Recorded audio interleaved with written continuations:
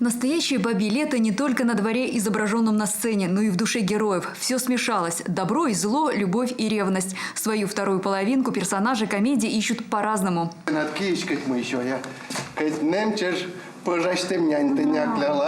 Жизнь в этой пьесе напоминает ткацкий станок, на котором переплетаются судьбы. То сходятся, то расходятся. Поэтому не случайно в качестве декораций домотканые половики и пояса. Глядя на артистов, каждый зритель сможет найти в одном из них себя и посмотреть на свою жизнь со стороны.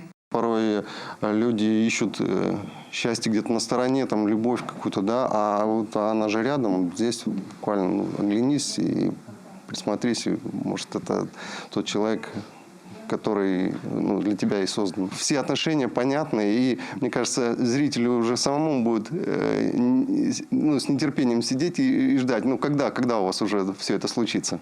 В ролях любимые публикой артисты: Александр Витошкин, Валентина Соколова, Зоя Осипова, Альбина Карманова, Александр Канев. Все уже не раз встречались в любовно-шуточных комедиях коми-драматурга Алексея Попова. Однако отмечают, автор не устает находить новые сюжетные линии и раскрывать их на простом, доступном языке. По его пьесам театр поставил уже 8 спектаклей. На очереди в портфеле режиссера еще несколько произведений.